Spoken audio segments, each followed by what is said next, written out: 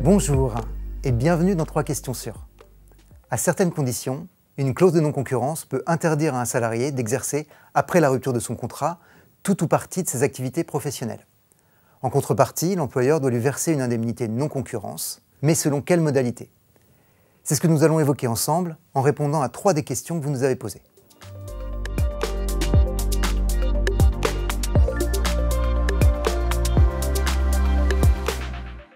Eh bien, il n'existe pas de montant minimum légal, mais la convention collective peut en prévoir un.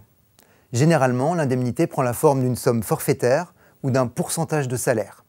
Salaire brut, sauf indication contraire.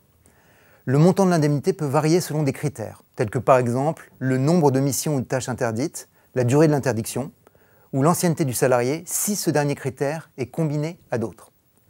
Mais même si la convention collective le prévoit, il est strictement interdit de prévoir un montant réduit du fait du type de rupture du contrat, par exemple en cas de licenciement pour faute grave ou de démission. Dans tous les cas, pour que la clause soit valable, l'indemnité ne doit pas être dérisoire. Et elle doit être fixée de façon proportionnelle à l'étendue géographique et la durée de l'obligation de non-concurrence, compte tenu de la nature des fonctions du salarié et de ses revenus professionnels. Tout est donc affaire de circonstances. À titre d'illustration, ont été admis un montant de 1 mois de salaire pour un expert comptable stagiaire, de 15% du salaire mensuel moyen des 3 derniers mois de présence pour un négociateur immobilier, mais ont été jugés insuffisants 1 mois de salaire pour un directeur de projet ou pour un chef des services administratifs et comptables, ou encore 10% des 3 derniers mois de salaire pour un cuisinier.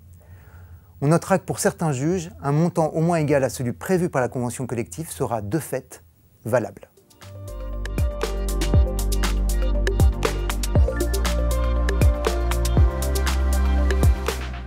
Alors Nathalie, tout à fait.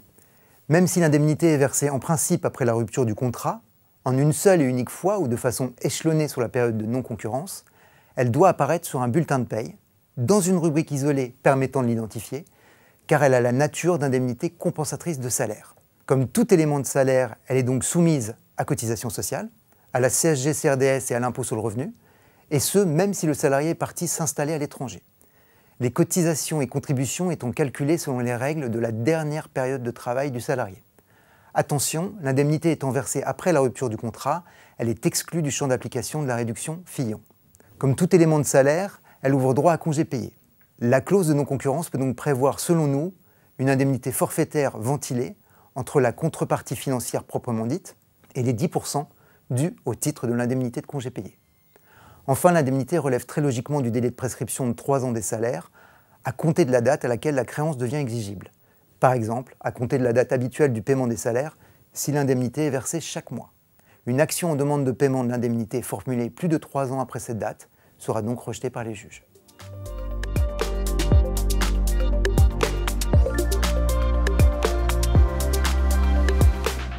En fait, si l'employeur parvient à prouver devant les juges que le salarié a violé la clause, il pourra être remboursé et parfois même indemnisé. Plus précisément, il n'aura plus à payer l'indemnité à compter de la date de jugement, et même si le salarié respecte de nouveau la clause par la suite.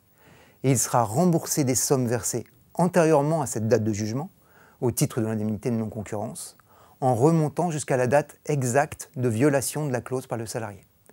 En revanche, la part d'indemnité versée avant la violation, pendant que le salarié a respecté la clause, ne sera pas remboursée, elle restera acquise au salarié.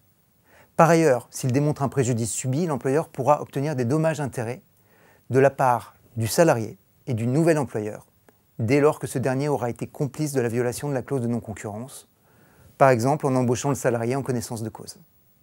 Notre 3QS touche à sa fin, nous espérons qu'il vous a plu.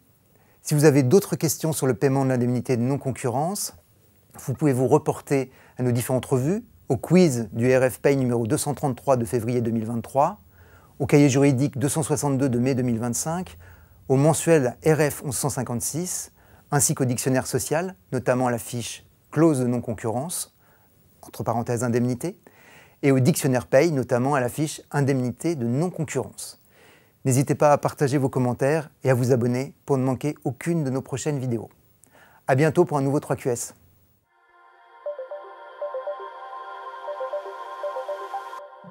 Ciao